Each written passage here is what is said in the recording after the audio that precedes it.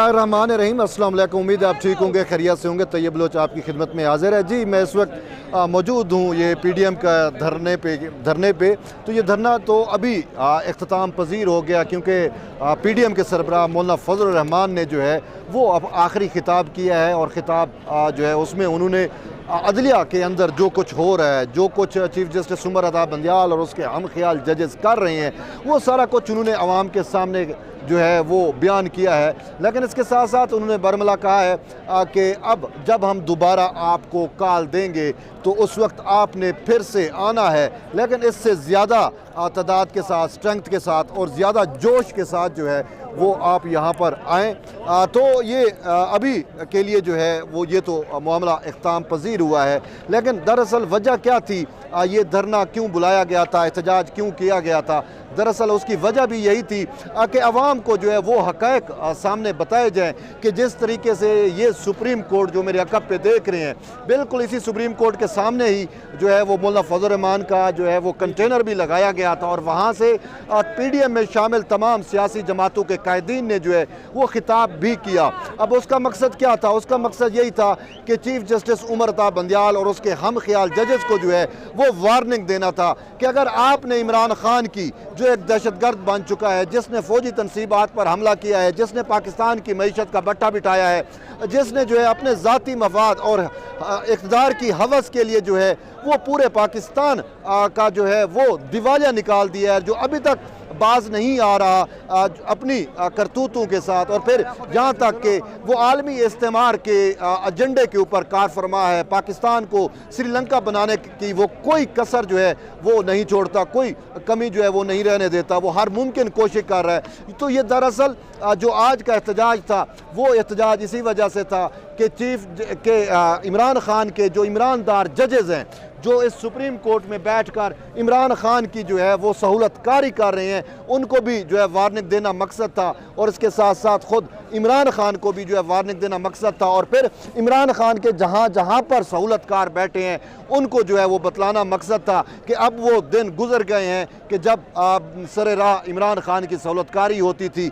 तो ये बतलाना मकसद था कि अब अवाम जो है वो उठ खड़ी हुई है और अवाम के जमे गफ़ीर के सामने किसी की कोई वक़्त नहीं है। जब अवाम निकलती है तो फिर अवाम जो है वो आइन की हुक्मरानी, कानून की पासदारी पर अमल दरामद जो है वो यकीनी बनाती है, क्योंकि पाकिस्तान में जमहूरियत है। और ये जमहूर जो आप देख रहे हैं कि बड़ी तादाद में यहाँ पर लोग जो हैं वो आए, कोई सिंध से आया, कोई क्वेटा से आया, और बड़ी तादाद में जिसमें पाकिस्तान डेमोक्रेटिक मूवमेंट में शामिल तमाम इत्तेहादी जमातों के लोग जो हैं वो बड़ी तादाद में मौजूद थे।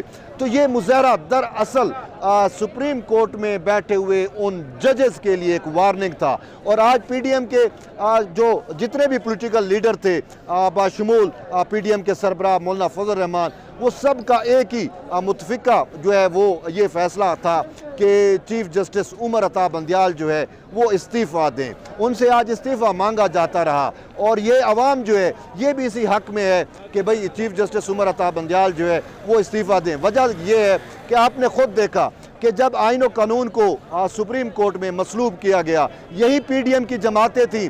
जब पंजाब के इंतखाबात का मामला था तो इनको फरीक नहीं बनाया गया था, इनको सुना तक नहीं गया था, उन्होंने बाइकाट किया। फिर इसके बाद जितने भी इमरान खान की सहूलतकारी वाले सियासी फैसले हुए उसमें PDM को जो है वो बिल्कुल नहीं सुना गया। PDM ने मजबूरन एहतजाजन कोर्ट के अंदर जो है वो प्रोटेस्ट भी किया और बाइकाट किया। उन्होंने कहा कि आप फरीक बन चुके हैं, आप गैर जानिबदार नहीं रहे। ये जो मुनसिफ आला का जो मनसब है ये तकाजा करता है कि गैर जानिबदार रहें। लेकिन चीफ जस्टिस की जानिब से जो है वो इंतहाई, जिसे मैं कह सकता हूँ, और बकौल इन वर्कर्स के जो कि चीफ जस्टिस ने इंतहाई ढिठाई का मुजाहरा किया, और वो जो है इमरान खान की सहूलतकारी से बाज नहीं आए। अगर वैसे भी हम हक़ाइक़ को देखें तो 2018 से लेकर आज 2023 तक इसी सुप्रीम कोर्ट से जितने भी फैसले हुए उन सब फैसलों में इमरान खान की सहूलतकारी की गई। सबसे बड़ा फैसला आपके सामने जो है उसमें चीफ जस्टिस उमर अता बंदियाल उस वक्त बेंच का हिस्सा थे जब इमरान खान जैसे शख्स को जो है वो सादिक व अमीन बनाकर हमारे सरों पे मुसल्लत किया गया था। उसके ऊपर अदालती स्टैंप लगाई गई थी सादिक व अमीन की, जबकि यहाँ पर मौजूद हर पाकिस्तानी का ये जो है वो कहना है कि सादिक व अमीन जो है वो कोई इंसान नहीं हो सकता। सादिक व अमीन वो वस्फ है जो एक किसी चीज़ के तकमील की निशानी है। और सादिक व अमीन ये कि पूरी दुनिया में और ओवरऑल जो है वो 1,24,000 अम्बिया आए, किसी को सादिक व अमीन होने का एजाज़ हासिल नहीं, किसी को ये टाइटल नहीं मिला माँ सिवाय नबी आखिरुज़्ज़मा हज़रत मोहम्मद सल्लल्लाहु अलैहि वसल्लम के। सादिक व अमीन पाकिस्तान क्या हर मुसलमान यही समझता है कि सादिक व अमीन सिर्फ एक हस्ती है और वो है नबी सल्लल्लाहु अलैहि वसल्लम। लेकिन इसी सुप्रीम कोर्ट ने इमरान खान जैसे शख्स पर जब सादिक व अमीन का स्टैंप लगाया तो उसी टाइम ही इस रियासत का ज़िवाल शुरू हो गया।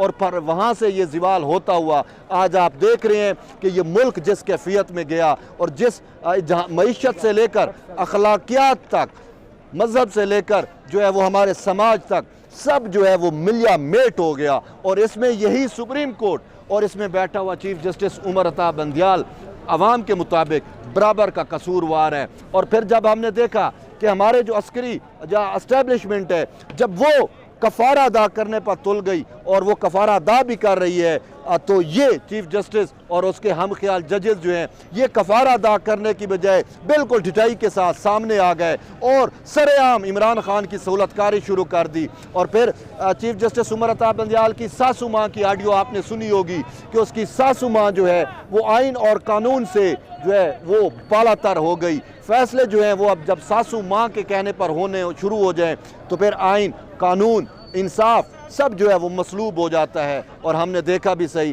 कि जिस तरीके से आइन कानून मसलूब हुआ, आज ये जो अवाम का जमे गफ़ीर जो पूरे पाकिस्तान से सफ़र करके यहाँ पे आए हैं उनका मकसद यही था कि इस अदालत में बैठे हुए ईमानदार जजेस को उनका हलफ याद दिलाया जाए, उनको बतलाया जाए कि आपने जो है आइन से वफ़ादारी का हलफ लिया हुआ है, ना कि इमरान खान से वफ़ादारी का आपका हलफ है। ये हलफ याद दिलाने के लिए आए थे। और आज ये बयक ज़बान यही कह रहे थे कि चीफ जस्टिस उमर अता बंदियाल आप इस मनसब से के लिए जो है वो अब मौजू नहीं रहे। आपने अपने मनसब से, आपने अपनी आइन से, आपने अपने कानून से, इवन कि आपने ख़ुद अपनी सुप्रीम कोर्ट की रिवायात से जो है वो गद्दारी की है, उनको पामाल किया है। तो इसी वजह से मौलाना फजल रहमान ने जो है वो आखिरी जो अभी खिताब किया है इसमें उन्होंने फिर से इनसे ये वादा लिया है कि जब ज़रूरत पड़ेगी, जब इनको कॉल दी जाएगी तो फिर ये दोबारा आएंगे।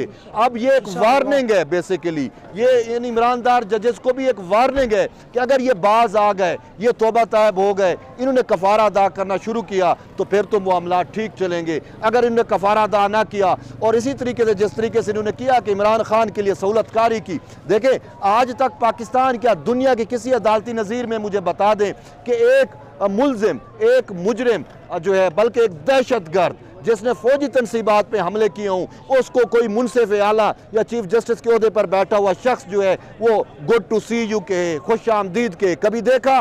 किसी ने भी नहीं देखा। फिर कभी आपने ये देखा कि जब किसी मुलजिम का जो है वो रिमांड हो जाए तो क्या रिमांड में किसी की जो है वो ज़मानत होती है? नहीं। यहाँ पे हमने देखा कि उसकी ज़मानत भी हुई। सिर्फ ज़मानत क्या, जो जहरी मुकदमात थे उनमें, जो मुकदमात अभी बने नहीं उनमें भी उसको उसकी ज़मानत दे दी गई। तो ये क्या मकसद था, ये क्यों ऐसा किया गया?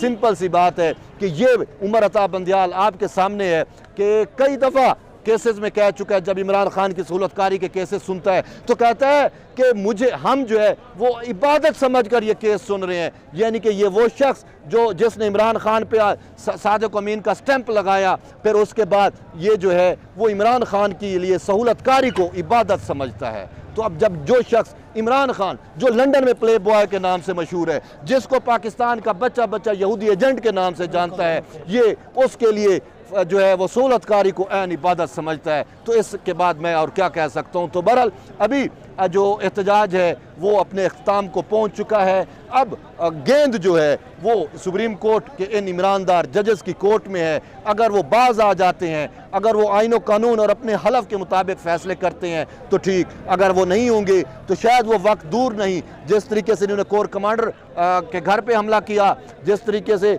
GHQ पर हमला किया गया, तो फिर शायद इनको कोई ना रोक सके और ये इसी कोर्ट की दीवारें पलांग कर हो सकता है उमर अता बंदियाल को इसी शार दस्तूर पे घसीटें। ये खुद यही लोग कह रहे हैं कि अगर ऐसा हुआ तो इसी वजह से ये वार्निंग है, और ये वार्निंग कंटेनर पर मौजूद PDM के तमाम रहनुमाओं की जानिब से दी गई है। अब देखते हैं कि चीफ जस्टिस उमर अता बंदियाल जो है वो कफ़ारा अदा करते हैं या फिर अपनी मनमानी पर कायम रहते हैं। बहरहाल ये तो अब वक्त ही बताएगा, अभी ये इख्ताम पजीर हो चुका है। बहरहाल मिलते हैं एक नई वीडियो में, तब तक के लिए इजाज़त दें। अल्लाह हाफ़िज़।